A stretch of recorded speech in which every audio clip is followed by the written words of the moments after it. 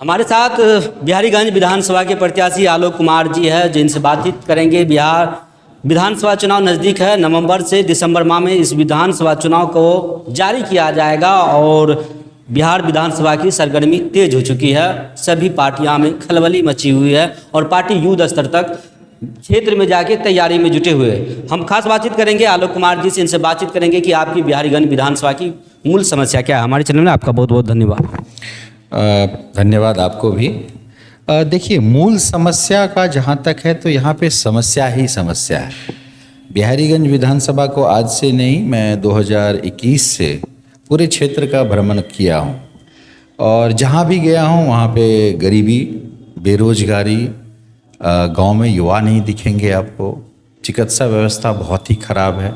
चाहे आप जिला स्तर पे जाइए, प्रखंड स्तर पे जाइए, पंचायत स्तर पे जाइए, बहुत ही बुरा हाल है। यहाँ की सरकार या फिर जो यहाँ के प्रतिनिधि हैं, मैं जब प्रतिनिधि की बात करता हूँ उससे मेरा माननीय विधायक, माननीय सांसद या जो पंचायती लोग हैं, उनका यही है कि विकास का मतलब होता है कि हम नाली गली बना दिए, एक आध लाइट लगा दिए और वो विकास हो गया। ये विकास नहीं है। ये तो एक मूलभूत सुविधाएं हैं जो कोई भी इंसान चाहता है कि मुझे ये तो होना ही चाहिए।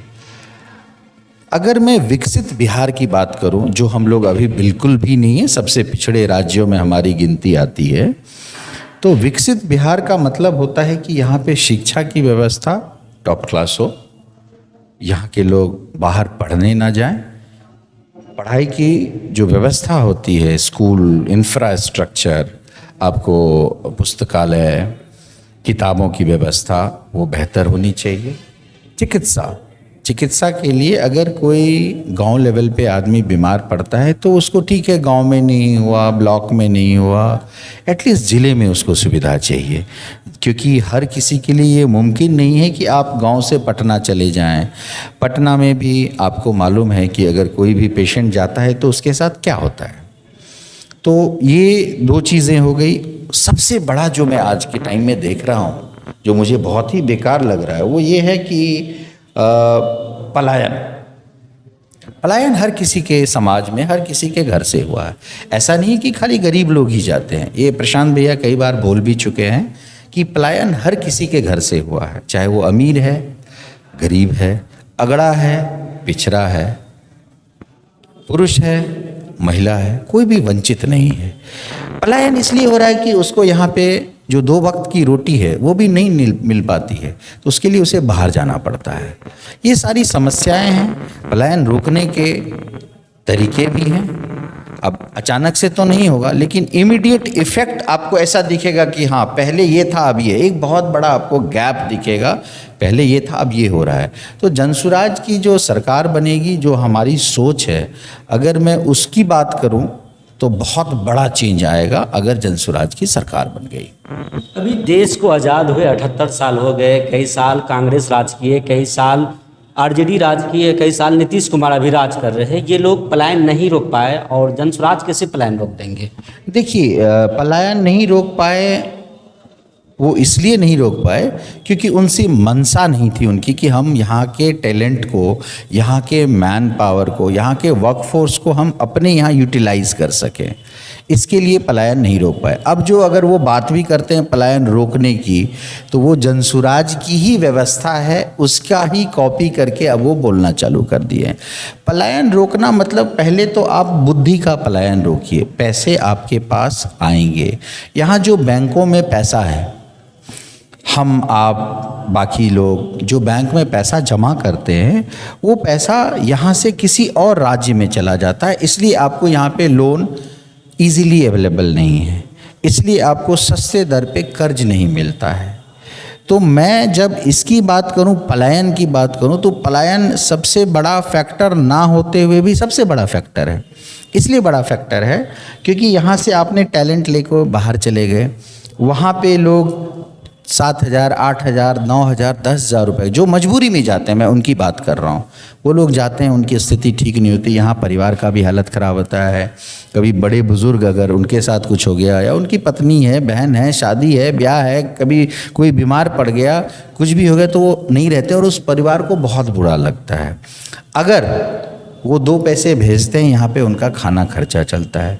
अगर मैं जनसुराज की बात करूँ तो हमारा एक ब्लूप्रिंट बना है। ब्लूप्रिंट वो चीज़ें होती है जो एग्जीक्यूशन से पहले बनाया जाता है और उस पर काम किया जाता है।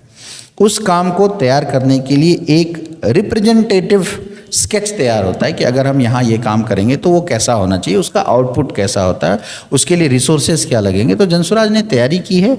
इसमें काफ़ी लोग बाहर से आएंगे जो यहाँ इन्वेस्ट करेंगे। मैं भी बहुतों को जानता हूँ जो यहाँ पे इन्वेस्ट करेंगे, तो उससे लोगों को रोज़गार मिलेगा और बाहर मजबूरी में नहीं जाना पड़ेगा। मेरा यही है। अब वो ब्लूप्रिंट क्या है वो मैं शेयर नहीं कर सकता हूँ, पर मैं ये जानता हूँ ये जिला छोड़िए पंचायत लेवल तक का ब्लूप्रिंट बन चुका है। जो जनसुराज की व्यवस्था जब कायम होगी, सरकार बनेगी, तो उस पर विद इमीडिएट इफेक्ट ये काम चालू होने वाला है। आप राजनीतिक में आने का आपका मकसद क्या था? अगर आप राजनीतिक चूज किए तो आप बड़े बड़े पार्टी में ज्वाइन कर सकते थे। इधर बीजेपी है, आरजेडी है, जेडीयू है। जनसुराज क्यों चूज किए? जनसुराज का क्या खासियत आपको अच्छा लगा? देखिए, मैं आपको बता दूं, मैं राजनीति में आया, इसके पीछे मेरी मंशा कुछ और थी।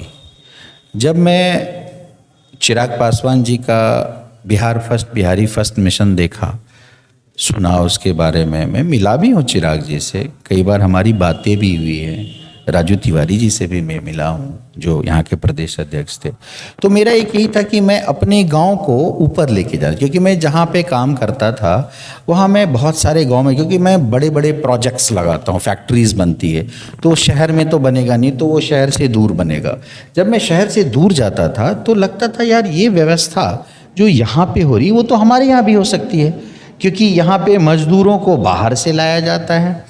यहाँ पे पानी जो हमारे यहाँ इजीली अवेलेबल है वो यहाँ पे बहुत ही महंगा है। भाई पानी का बहुत त्रासदी है, उधर पानी मिलता नहीं है, बहुत ज़्यादा आपको नीचे डिग करना, यहाँ पे 20-22-25 फीट में पानी मिल जाता है। तो मेरी ये इच्छा ज़रूर रही कि यार मैं ये कैसे करूँ कैसे। अब मेरी इतनी आर्थिक स्थिति भी नहीं है ऐसी कि मैं ये सोचूं कि मैं अपने पैसे से फैक्ट्री लगा दूं। तो उसके लिए एक पावर की ज़रूरत होती है, जो सरकारी पैसे को चैनलाइज करके अगर लोगों के जीवन को आप अपलिफ्ट करते हैं, तो वो एक यही तरीका है कि आप हमेशा बोल सकते हैं ये चीज़ खराब है, बिहार का पॉलिटिक्स बिल्कुल ख़राब है, बिहार के नेता खराब है। आप बाहर से जो ये कमेंट देते हैं उससे बेहतर आप अंदर आइए और इस सिस्टम के विद इन रहते हुए आप सिस्टम को चेंज करते हुए वेलफेयर का काम कीजिए। यही सोच रही जो मैं अपने आप को राजनीति की तरफ मोड़ा, और मुझे लगता है कि मैंने जो भी किया बहुत सही किया। आपके विधानसभा में कुल कितने पंचायत हैं? देखिए, हमारे विधानसभा में 40 पंचायत है, और जब से हमने जनसुराज का दामन थामा है उससे मैं हर पंचायत में गया हूँ। अगर मैं प्रखंड की बात करूँ तो मुरलीगंज प्रखंड है, वहाँ पे मेरे दादाजी प्रिंसिपल रहे बीएल हाई स्कूल में, और बहुत सारे उनके, अभी मैं 3 दिन पहले डोर टू डोर कैंपेन भी लॉन्च किया था, और मैं सब जगह गया। सब लोगों का बहुत अच्छा प्यार मिल रहा है। लोग ये चाहते हैं कि पढ़े लिखे लोग, युवा अगर आएँ इसमें तो चीज़ें बदलेगी। और मैं बिहारीगंज प्रखंड का हूँ, वहाँ पे हमारी एक अलग है, मेरे पड़ोस में उदा किशुनगंज है, ग्वालपाड़ा है, तो हम लोग उसी विसिनिटी में हैं। और प्रखंड वाइज हमारा प्रखंड अध्यक्ष बन चुका है, हमारे बिहारीगंज का प्रखंड बन चुका है। 40 पंचायत है, 40 पंचायत आप डोर टू डोर गए होंगे? नहीं गए। 40 पंचायत में डोर टू डोर नहीं गया हूँ। ये हमारा एक प्रोग्राम है।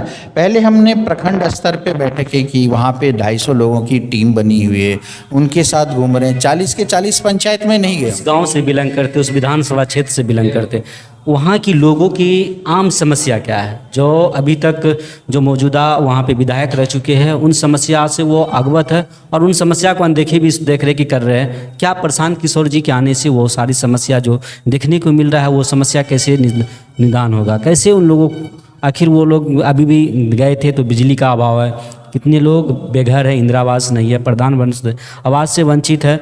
लोग जब उनके पति मर जाते हैं तो उनको विधवा पेंशन और जो भी लाभ लेने के लिए उनमें भी उनको पैसे देने की बात बताई गई। तो ये सब चीज़ को आप कैसे देखते हैं? देखिए, जब आपने ये बोला कि आप इतनी जगह गए और मेन क्या मुद्दा या ऐसी कौन सी चीज़ लगी जो सबसे खराब व्यवस्था में है, तो मैं सबसे पहले बोलूँगा रोजगार। क्योंकि अगर यहाँ के युवाओं को, यहाँ के जो भी 15 साल 18 साल 20 साल के जो पढ़ नहीं पाए, अगर उनको आप रोज़गार दीजिएगा तो उनकी आमदनी बढ़ेगी। आमदनी बढ़ेगी तो ऑटोमेटिक है उनको, उनके जो रहने का, जीवन का जो स्तर है वो ऊपर जाएगा। सबसे पहला मैं बोलूँगा यहाँ पे रोज़गार की कमी है। रोज़गार की कमी इसलिए है क्योंकि यहाँ पे आप जो भी इंफ्रास्ट्रक्चर देख रहे हैं, हमारे नेताओं की भी ये बड़ी भूल है, या उन्होंने ऐसा होने नहीं दिया। यहाँ पे इंफ्रास्ट्रक्चर का बड़ा अभाव रहा है शुरू से ही। इतनी छोटी जगह में ऐसे ऐसे तरीके से लोग रह रहे हैं जिसकी जीवन शैली को देख के आपको भी बुरा लगेगा। अगर यहाँ पे फैक्ट्रियाँ खुल जाएं, अगर यहाँ पे आप ये सोचिए कि कुछ इस तरह के IT फर्म्स आ गए, आप ये सोचिए कि यहाँ पे डेयरी, किसान हैं, किसान के लिए डेयरी फार्म आ गया, पैकेजिंग इंडस्ट्री आ गई, यहाँ पे इतने सारे फसल होते हैं, उसको आप पैक करके तो जाहिर सी बात है जब लोगों के पास पैसा आएगा तो उसको परचेजिंग पावर बोलते हैं, तो अपलिफ्ट होगा। बिजली की बात है, मैं बिजली की बात इसलिए कि हर जगह नीतीश कुमार ने बिजली पहुँचाने का काम तो किया है। अब बिजली आती है नहीं आती है वहाँ पे अलग बात है। तो बिजली मेरा कोई मुद्दा नहीं रहेगा, क्योंकि अगर एक बार इंफ्रास्ट्रक्चर डेवलप हो गया तो ये सारे बाई प्रोडक्ट्स हैं जो अपने आप हो जाते हैं। चिकित्सा व्यवस्था बहुत ख़राब है।